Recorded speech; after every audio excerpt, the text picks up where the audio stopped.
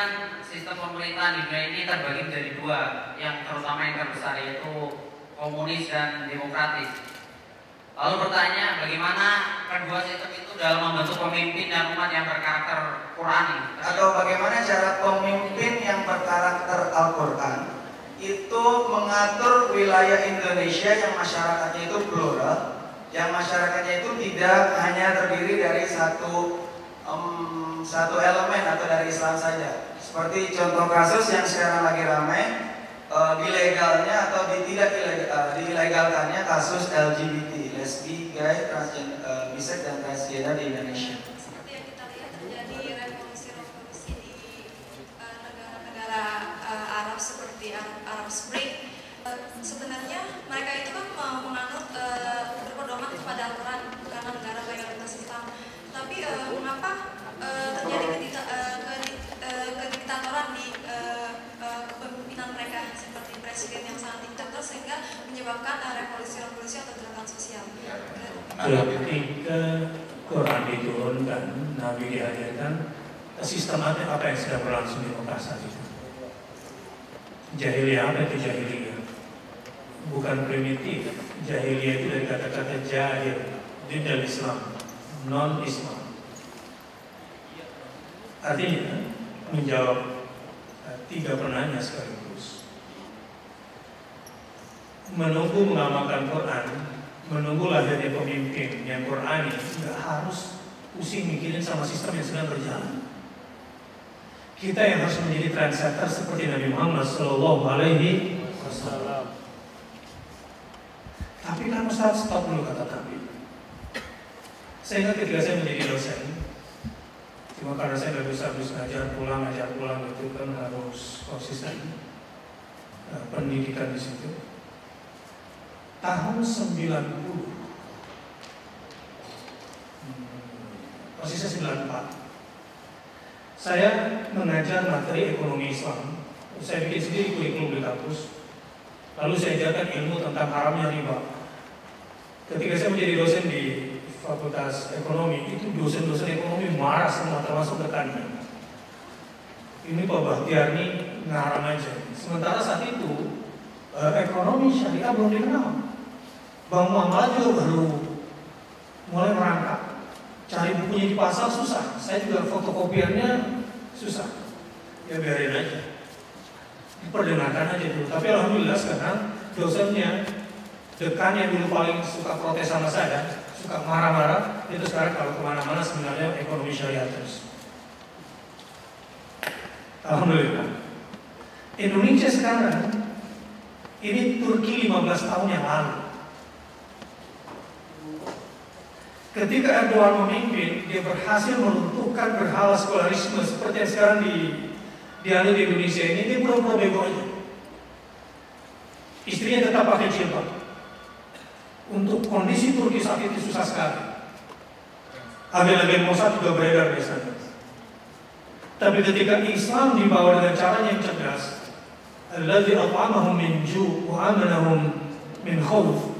Ketika kamu jadi pemimpin, bisa menjamin bahwa rakyatmu tidak akan kelaparan dan rakyatmu tidak akan ketakutan seperti yang ada dalam surat Quraisy, kamu akan dimuliakan Allah seperti orang Quraisy.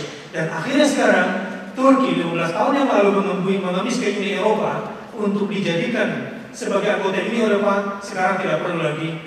Dan sekarang dialah yang paling tinggi penghasilan atau PDB-nya se-Eropa. Di situ dia bisa bilang payah, dia bilang sekularisme di Turki. Pak Habibie pernah bilang bahwa Indonesia is the secular state, kalau tidak salah berbicara begitu. Erdogan tidak menganut itu. Ya boleh sedikit mengkritik apa kan tadi Habibie dan Ainun terus jadi banyak orang nangis.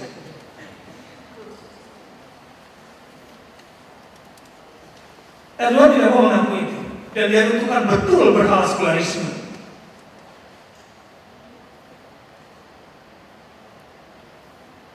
Hidayat Nur Wahid itu sama saya dulu waktu di Madinah, nggak pernah mau ikut yang namanya P4 itu. Bisa menjadi ketua MPR DPR. Dulu kita udah dicabut semua paspor kita karena kita protes sama KBRI. Kita nggak mau ikut P4. Rusak semua ikut P4 itu. Gara-gara kita nggak ikut P4 di Madinah dulu, PI kita bekukan. Persatuan Pelajar Islam Indonesia kita bekukan, nggak ada lagi. Supaya nggak ikut P4. Anda pernah ikut P4? Berarti sudah terkontaminasi itu sebetulnya. Tapi pada akhirnya setelah kembali di Indonesia, setelah diancam-ancam, kita bisa mengibarkan itu semua. Jangankan Anda di Indonesia yang pernah di Gaza. Saya baru pulang dari Gaza 1 bulan yang lalu.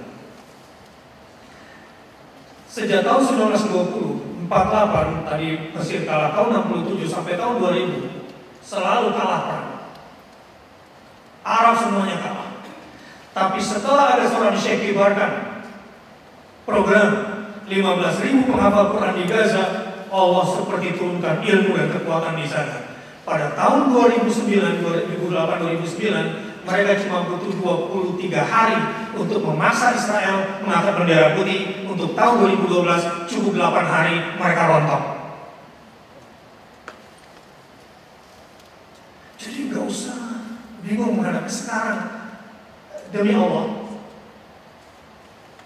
kalau sekarang Anda bersabar bersama Islam, bersama Quran 10 tahun, insya Allah sudah berubah situasi. Seperti yang saya gambarkan tadi di sholat Jumat, begini saja timurnya. Anda bisa lihat, dalam tahun 2025 nanti populasi umat Islam itu akan menjadi yang terbesar di muka bumi.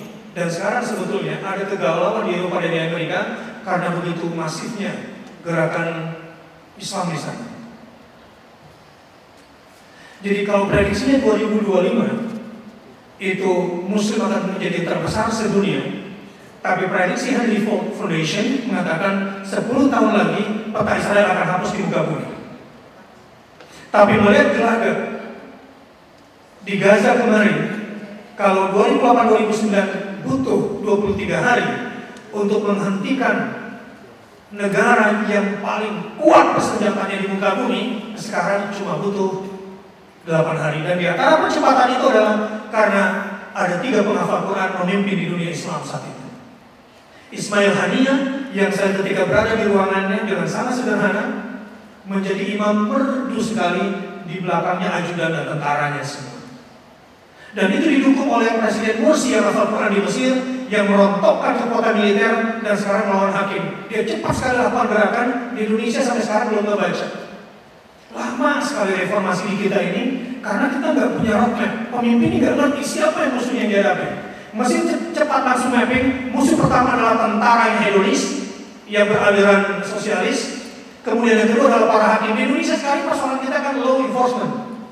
Seandainya pemerintah sadar bahwa musuh besarnya sekarang adalah para penegak hukum, itu akan dibawa habis seperti Morsi di Mesir. Lalu di demo dia lawan terus pakai referendum, dan sekarang akhirnya referendum dia menang. Saya baru pulang dari Malaysia. 4 wilayah yang dikuasai oleh Partai Keadilan PAS itu sekarang income-nya 3 kali lipat ketimbang yang dipimpin oleh UMNO. Makanya kemarin Habibie digoyang-goyang di sini karena dia cari sensasi di sana.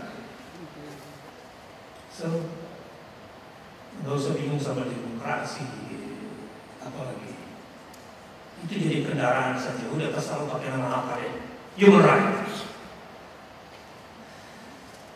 Bodoh sebetulnya orang yang menganut human rights versi sekarang itu dari definisinya. Saya juga termasuk yang peran dalam rancangan undang-undang kesetaraan dan keadilan gender di situ. Jadi sekarang di Barat orang protes kenapa sih toilet harus dipisahkan, itu kan bias gender. Memangnya perempuan nggak bisa kencing berdiri? Ya, akhirnya perempuan bikin corong namanya pimet yang dihubungkan ke vagina supaya itu kencing berdiri juga. Di dalam RUU gender, ini Ibu Budi, secara human right ini salah. Ibu Budi pergi ke pasar, emang ke pasar cuma perempuan aja. Ini Bapak Budi ke kantor, ini salah. Ini harus diganti pelajaran SD semua. Bias gender semuanya gila sudah. Tidak ada sistem di muka bumi seindah syariat Islam yang menjaga agama manusia. Lakum dinukum. Tidak ada di dunia ini sehebat sistem syariat Islam yang menjaga akal manusia. Coba mereka bilang menindak nistakan agama, dia bilang kebebasan berekspresi, kan gila. Di mana di dunia ini yang menjaga akal manusia? Makanan, minuman, hiburan, perilaku yang merusak akal, haram hukumnya. Sementara mereka Katanya kalau di pesawat tidak minum champagne itu berarti menurunkan tekanan udara. Gila lah sudah. Apa lagi? Hifdzun nasab. Lihat yang ikut perayaan tahun baru kemarin. Laris berat itu, kondom-kondom itu berserakan di mana-mana. Malah perfasikan itu. Cara mereka merayakannya seperti para penyembah dewa matahari. Karena mengikuti sistem. Sementara Islam tidak mengajarkan demikian. Menjaga keturunan manusia, menjaga akal manusia, menjaga kehormatan manusia. Intinya kalau mau bicara human rights, hak asasi manusia sudah diberikan oleh Allah Subhanahu wa taala. Laqad khalaqnal insana fi ahsani taqwim. Nanti setelah manusia menunaikan kewajibannya kepada Allah, barulah dia pada puncak kemuliaannya dengan iyyaka na'budu wa iyyaka nasta'in. Tapi kalau kemudian dia salah, maka tsumma radadnahu asfala safilin. Beruntuklah Anda di al-Azhar ini. Semoga mendapatkan ilmu yang bermanfaat dan diberkahi oleh Allah Subhanahu wa taala. Dan saya yakin kalau Anda berpegang teguh kepada nilai Quran sudah aman. Itu di Gaza kemarin, maaf sedikit cerita. Mereka tuh gak sempat kuliah lama-lama, tapi mereka sudah bisa bikin roket yang jangkauannya sampai Tel Aviv, sampai Yerusalem. Itu seperti kota mati. Amerika kirimkan F-16 untuk Israel untuk menghantam Gaza. Gaza itu kecil, mungkin Jakarta Selatan saja penduduknya. Awal negara yang didukung oleh Amerika dengan kekuatan yang luar biasa. Mereka kapok perang darat. Makanya tahun ini kode perang dia Calm Cloud, tiang awan, dikirimkan bom. Tetapi itu bisa dihantam dengan roket. Sementara Hamas cuma menggunakan kode dalam Al-Quran hijaratu sijil. Tarmihim bihijaratin, dikirimkan roket dan itu nggak bisa terdetek. Kalau tahun 2008-2009 Israel perlu serang titik-titik penting bersifat materi, tahun 2012 dia harus serang tanah kosong karena banyak roket-roket keluar dari semak-semak kemudian tertutup dan itu nggak bisa didetek. Dan anehnya anak-anak di Gaza itu sudah bisa nge-hack seluruh TV di Israel. Dan setiap hari serangan sistem keamanan Departemen Pertahanan Israel itu sampai 3 juta serangan, ampun-ampunan ya.